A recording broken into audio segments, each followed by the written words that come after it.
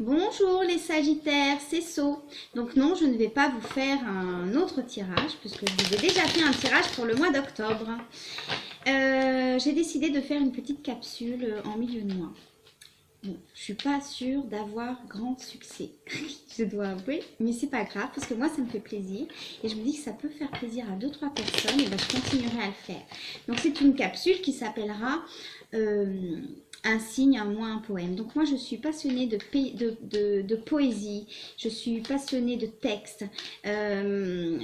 Certaines personnes, alors vous allez me dire quel rapport avec les tirages?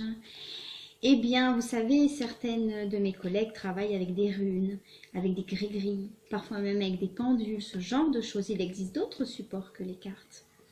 Eh bien, moi, il m'arrive de temps en temps d'utiliser des poèmes, des textes, des bouts de texte, des poésies. D'accord?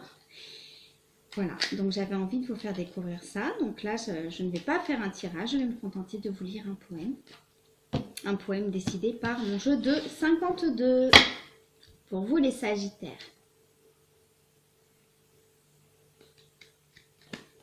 D'accord. Alors.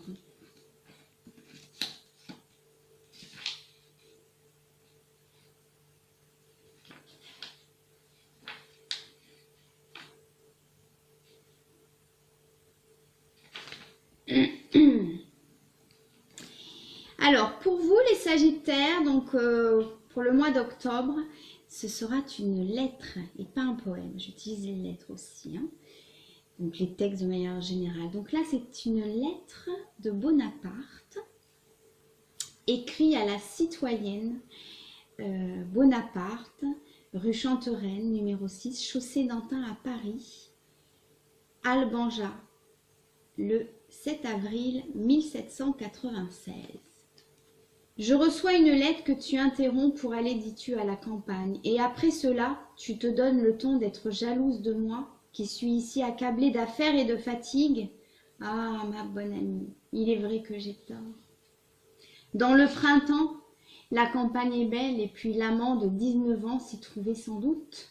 Jalousie. Pardon, excusez-moi. Ou les Sagittaires, vous allez m'engueuler là, parce que je ne suis pas sérieuse avec vous là. Alors, le moyen de perdre un instant de plus à écrire, à celui qui, éloigné de 300 lieues de toi, ne vit, ne jouit, n'existe que pour ton souvenir, qui lit tes lettres comme on dévore, après 6 heures de chasse, l'aimé que l'on aime. Je ne suis pas content. Ta dernière lettre est froide comme l'amitié. Je n'y ai pas trouvé ce feu qui allume tes regards et que j'ai cru quelquefois y voir. Mais quelle est ma bizarrerie? J'ai trouvé que tes lettres précédentes oppressaient trop mon âme. La révolution qu'elles produisaient attaquait mon repos et asservissait mes sens. Je désirais des lettres plus froides, mais elles me donnent le glacé de la mort. La crainte de ne pas être aimée de Joséphine, l'idée de la voir inconstante. Mais je me forge des peines, il en est tant de réels. Faut-il encore en fabriquer? Tu ne peux m'avoir inspiré un amour sans bornes, sans le partager, et avec ton âme, ta pensée et ta raison, l'on ne peut pas en retour de l'abandon et du dévouement donner en échange le coup de la mort. J'ai reçu la lettre de madame de Chanteaurenard. J'ai écrit au ministre. J'écrirai demain à la première, à qui tu feras des compliments d'usage. Amitié vraie à madame Talienne et Barras. Tu ne me parles pas de ton vilain estomac, je le déteste.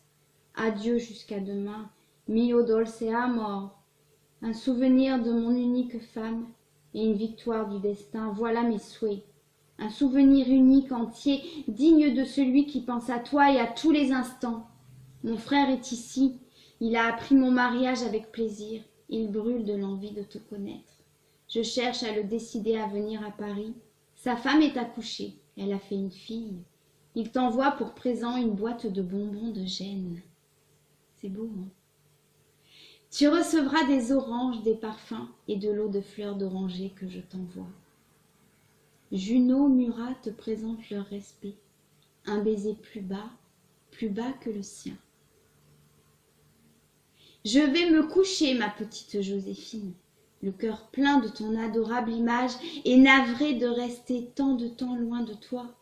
Mais j'espère que dans quelques jours je serai plus heureux et que je pourrai à mon aise te donner des preuves de l'amour ardent que tu m'as inspiré.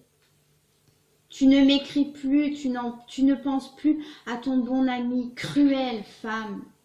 Ne sais-tu pas que sans toi, sans ton cœur, sans ton amour, il n'est pour ton mari ni bonheur ni vie? Bon Dieu, que je serais heureux si je pouvais assister à l'aimable toilette. Petite épaule, petit sein blanc, élastique bien ferme. Par-dessus cela, une petite mine avec le mouchoir à la créole à croquer. Tu sais bien que je n'oublie pas les petites visites. Tu sais bien la petite forêt noire. Hum. C'est beau, hein? Je lui donne 1000 baisers et j'attends avec impatience le moment d'y être. Tout à toi. La vie, le bonheur, le plaisir ne sont que ce que tu les fais. Vivre dans une Joséphine, c'est vivre dans l'Élysée. Baiser à la bouche, aux yeux, sur l'épaule, au sein, partout, partout. Voilà, une merveilleuse lettre d'amour pour vous les Sagittaires. Voilà, donc vous transposez, hein, peut-être que ça ne parlera à personne, peut-être que ça parlera à certains, certaines. Là, on parle d'un homme notamment, mais c'est interchangeable. Mais plus d'un homme qui est amoureux transi. Ça parle aussi de jalousie. Quand Bonaparte dit à Joséphine, quand il parle de cette amie de 19 ans, parce qu'apparemment elle est partie à la campagne, et il y a un jeune homme, peut-être qui la courtise, et lui est un peu jaloux, et il veut l'épouser. Voilà, une très très belle lettre d'amour éperdu en fait, pour Joséphine.